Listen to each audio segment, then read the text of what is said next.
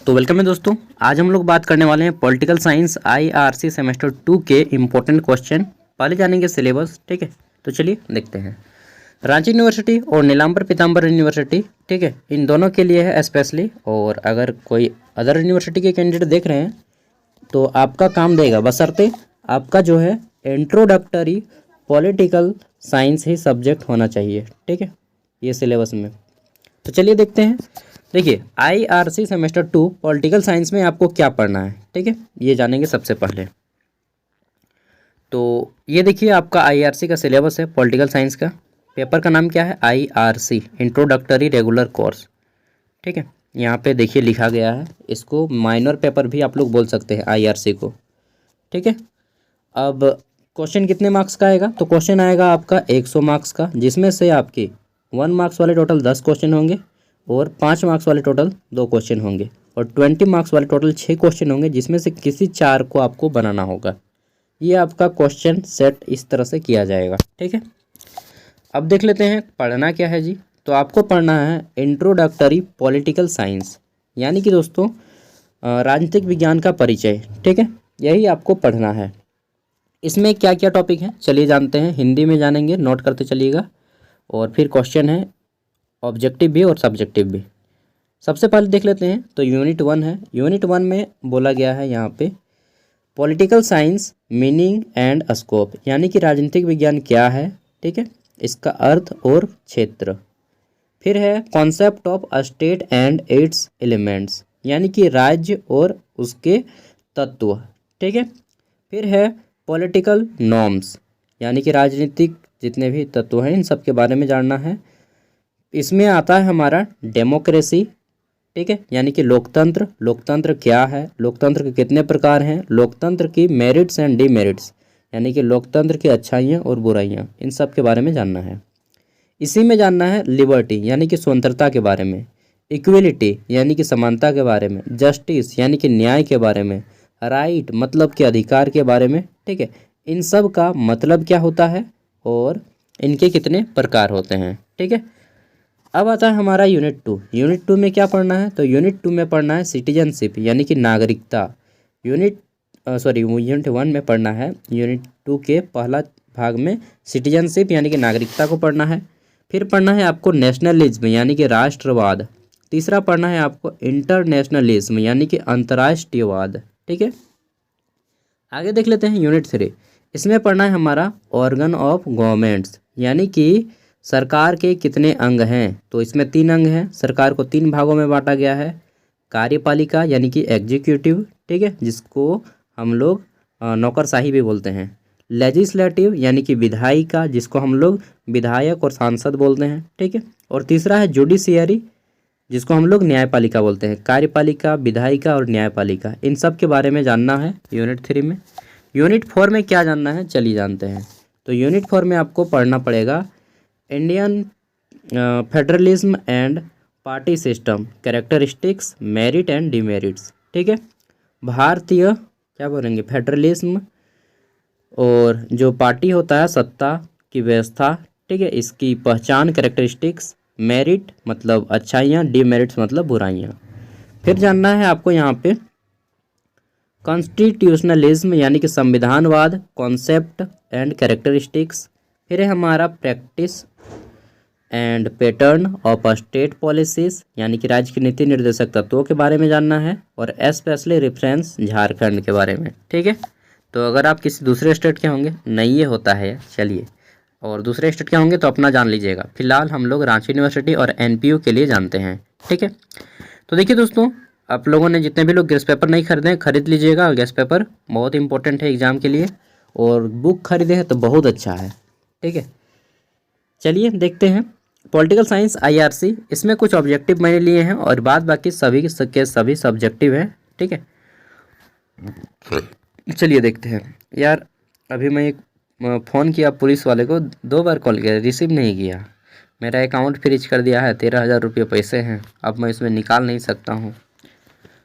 यही होता है। तो ट्रांजैक्शन आप लोग ऑनलाइन करते होंगे ना, तो सावधानी से कीजिएगा। मतलब कोई भी आदमी, अनजान आदमी पैसा भेजे आपको, और अगर वह गलत पैसा है तो आपका अकाउंट फ्रीज हो सकता है, ठीक है।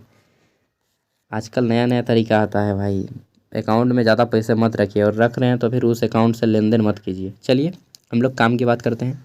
राजनीतिक विज्ञान का अध्ययन प्राचीन काल में कहाँ हुआ? ठीक है, तो दोस्तों राजनीतिक विज्ञान का अध्ययन प्राचीन काल में शुरुआत कहाँ से हुआ? यूनान से। ठीक है, यूनान। तो राइट आंसर हो जाएगा ऑप्शन ग। नेक्स्ट है हमारा यहाँ पे, प्राचीन काल में पॉलिस शब्द का व्यवहार किस अर्थ में किया जाता था? तो पॉलिस शब्द का व्यवहार जो है नगर तथा राज्य के छोटे समुदायों के लिए किया जाता था। अगला है हमारा राजनीतिक विज्ञान का जन्मदाता यानी कि फादर ऑफ पॉलिटिकल साइंस, या फिर इसी तरह से बोल सकते हैं कि राजनीतिक विज्ञान को सबसे पहले एक विषय के रूप में किसने स्थापित किया? तो राइट आंसर हो जाएगा यहाँ पे अरस्तु। ये प्लेटो को काट दीजिए आप लोग, ठीक है, अरस्तु होगा।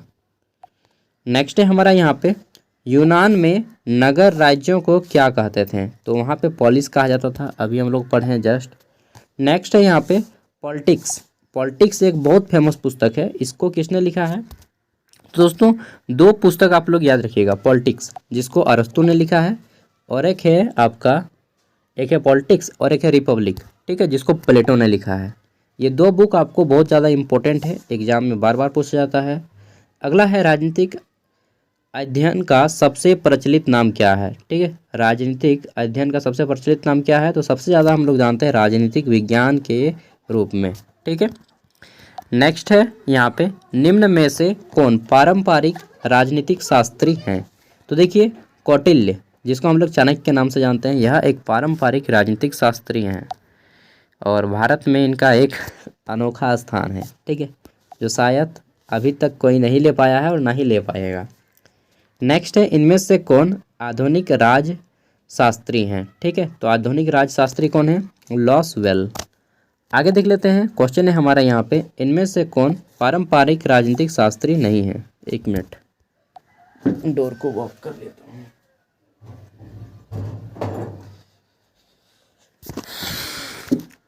ठीक है, चलिए आगे बढ़ जाते हैं। तो देखिए आपके बहुत सारे क्वेश्चन हैं, आप लोग कर लीजिएगा। मैं अब आपको क्वेश्चन दिखा देता हूँ। ये आपके 1 मार्क्स वाले बहुत सारे हैं, ठीक है। 5 मार्क्स वाले कुछ इस टाइप से हैं आपके, ठीक है।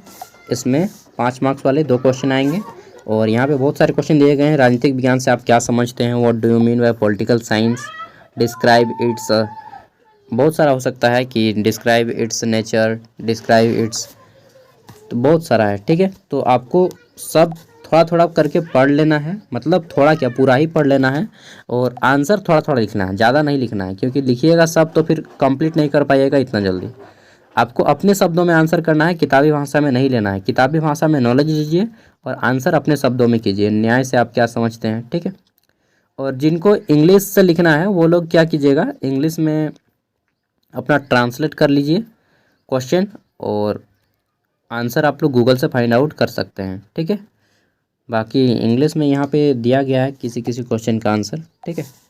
लॉन्ग आंसर टाइप में देख लीजिए, 20 मार्क्स वाले हैं, तो 4 क्वेश्चन का आंसर करना होगा। इसमें पहला है, राजनीतिक विज्ञान से आप क्या समझते हैं?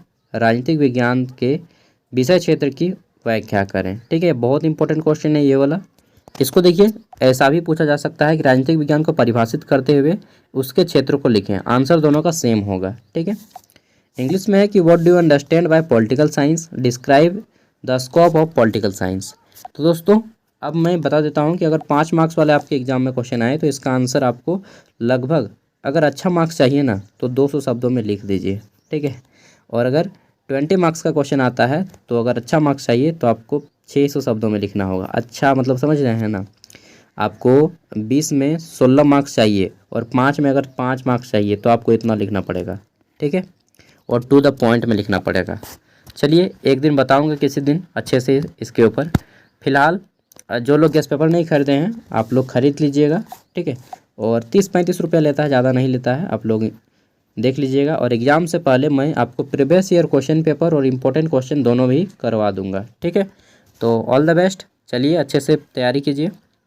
बाकी अभी चीज़ें, जो भी चीज़ें आपके एग्ज़ाम में होंगी, मैं सब कुछ कोशिश करूँगा कि समय से 5 दिन 4 दिन पहले ही अपलोड कर दूं, ठीक है। चलिए इसका PDF वीडियो का डिस्क्रिप्शन में है, और फिर से बोल रहा हूँ जो लोग गेस्ट पेपर नहीं खरीदे हैं वो लोग खरीद लीजिएगा, ठीक है। और जब आप खाली टाइम में ना हो, मतलब जैसे कहीं पे सफ़र कर रहे हो या फिर कहीं पे कुछ काम कर रहे हो, तब आप लोग वीडियो वगैरह सुन लीजिएगा। जो बहुत सारा लेक्चर मैंने अपलोड किया है।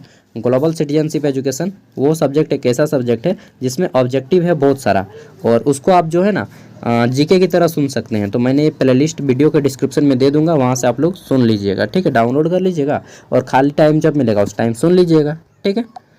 Thank you, bye. और यूटिलाइज कीजिए अपने टाइम का अच्छे से अच्छे, और जो भी होगा देखा जाएगा। अभी तक तो रांची यूनिवर्सिटी का सिलेबस चेंज नहीं हुआ है, सॉरी प्रोग्राम। बाकी एनपीयू का एक बार प्रोग्राम चेंज हो चुका है, ठीक है।